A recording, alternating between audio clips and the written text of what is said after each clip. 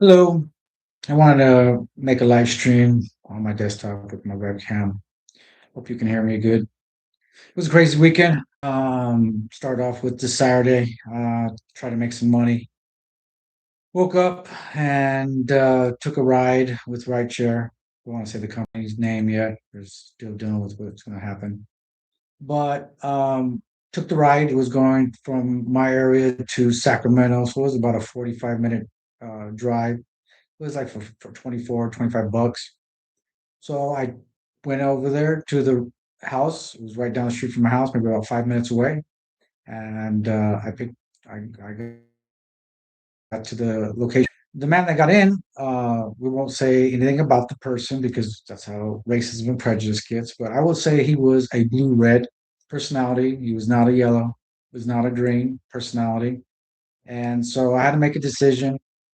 He got in the car with the cup with an open top, and it was a red cup.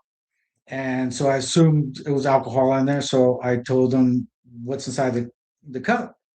And he said alcohol. So I told him you can't have alcohol in the car. That's considered an open container in California. And I can get in trouble.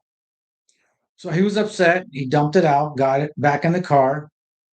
I turned around. And as I was turning around, he picked up his phone and he just turned it on full blast on some kind of rap music or some kind of rap video or something um, was loud. And I told him I have tinnitus. It's a ring in the ears, and I can't listen to that for 45 minutes. So he said, just turn around and just drop me off. So as I turned around to drop him off, um, I thought everything was cool. I made have a dash cam, so this is on there. And when I dropped him off, he got so mad that he slammed the car door so hard it broke my door. And at that second, my red personality kicked in, and I wanted to take off before I kind of knew this was. I kind of had like a millionth of a second. I knew this was going to happen. And then once he did that, he got behind my car. And I'll be honest with you, so many things ran through my head that I seen something happen this weekend. I think everybody's seen it on TV. What happened with this Saturday with nice enforcement and law enforcement. And like I tell people, when law enforcement or you're dealing with law enforcement, you have to respect them. You have to roll down the windows. You have to put your hands down. You got to turn off the key. It's yes sir, no sir, and if they want whatever they want, you better let them do it. So I have total respect, and I knew the law of the land, how a car can be used as a weapon. So I was scared for that second to take off because he was getting out of the car, and I knew he was going to do what he was going to do. And then the second thing, he got behind my car, and I wanted to do something. Instead, I just thought I have a puppy, I have two dogs, I have a life, I have insurance, drive off. And instantly I drove off. And it was very hard because my personality, he was walking and I wanted to get out of my car. And all these things were emotions and my personality of reactions and stuff. I had to stop and drive off. And the only thing I could do was report it to Lyft and tell them what happened. And that was it. And thank God I had a dash cam video to record it and to have that as proof of what happened. Because without that, I'm not sure I would even have proof of anything that had happened. So I have proof of that. The big thing was that I had to cancel the ride and I had to get him out of the car now. I had a video last week that I talked about that I had three girls in the car. It was like right before Christmas, right after Christmas, and it turned. Maybe this situation could have been that, but it would have been worse. And so I had to make a decision: is to cancel the ride, get him out of my car, and drive off, even though I knew something was going to happen. Maybe just by doing that. Last week I didn't cancel the ride. I should have. Um, it cost me a lot of money. This week I didn't cancel the ride. I did, but not soon enough, I guess. And it cost me because now I can't do those ride shares. So for until I have my appointment with Tesla, um, that's not till probably next week. I can't drive. So I have my cleaning business, but at the moment right now it's slow. So I want to take a minute to record this video because I didn't want to record it when everything happened because I was upset, I was angry. People will say things and get mad because when these things happen to your own vehicle, it affects your pay. It really drives you nuts because you can't believe you're trying to help people and it can just hit you right in the back with something like this. And now I'm on my own to pay and fix it because I don't know what's going to happen with how they're going to deal with it. So I wanted to make this video to let you know the cars are considered weapons at all times. If you put your car towards someone or back it up, you hit somebody. I mean, it's serious. It's terrible what happened this weekend. Um, a woman lost her life, and I seen the video. I don't know much except I've been pulled over many times by law enforcement, CHP, sheriffs, police officers, and because I've seen so many bad things happen to me and my friends when we got pulled over here in Sacramento, California, the respect of it all is that you whatever they say you have to do. They tell you get on the cement. At times it's been 100 degrees or 110 degrees. We had to lay down on the cement. I mean, these guys have guns. They're scared, and they'll blow your head off if they think you're going to shoot them or hurt them or do anything to them. So have respect for the law enforcement. And I just feel bad what happened. Um, I think the biggest thing that I only have to talk about is what immigration has always affected my family because of my father is from Mexico City. And so he came here through college and then he met my mom and I guess he was married with another woman that was trying to help him with his immigration to become, to stay here. And my mom messed it up. She had me on accident. I tricked my dad. And then from there, I was born. She would trick my dad again. He was pretty stupid. And he would have another kid with my mom. So she had me and my brother at a young age. She was only 17, 18 years old. She would just dump me off to me with my mom, my grandmother, and my grandfather to watch me. And so I was raised a little different when I listened to people's others about their lives and how they were raised. I know that my situation was different because I believe my personality was different from my parents and my grandparents. And so I tried my best to be a good kid. I tried my best to stay out of trouble, but I got into trouble. And by the time I was 18, 19 years old, I committed a shooting I was involved with and charged with attempted murder. I was facing 25 years of life. I went to court, took the stand, went to trial. It was a hung jury, and then I took a deal, and it was a 5 year plea to a felony, and my life would change. And that's when I became a professional wedding photographer. And after about 10 years, the judge and the district attorney uh, brought down the felony to a misdemeanor because of my background and what I was trying to do. I ended up working for the state for about 14 years, off and on. I've resigned at least probably 6 times, having issues with people's personalities and dealing with the assignments and projects that I was working on with the department. Some were I didn't feel that were right, and some were just wrong, and some I really enjoyed, but I had to make a choice recently to not go back to the state and to pursue what I want to do is multimedia and to make a YouTube channel that I can make enough money to stay home. So that's what I'm working on. The thing that was came out of this weekend was I also have a cleaning business and I've been learning about people's personality and how people's cleaning habits are. The next big thing that I've been learning, especially it's January right now, is health, nutrition. Thank God my grandmother, she raised me, and then I would be the one. to take care of her till the day she died.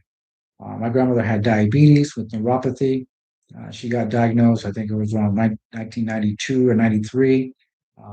She was bedridden. She was pretty much supposed to die in that year. We were introduced to a health and nutritional company at that time. It was a special supplement that made oil-based vitamins that put them into a water-based form, and they were a liquid drink that you could drink.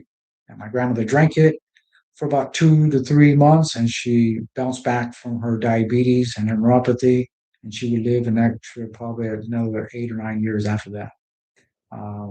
My grandfather would pass away before this happened, and so he died of alcohol and he died of cirrhosis of the liver. He drank himself to death. My grandmother was eating bad, so her diabetes was killing her.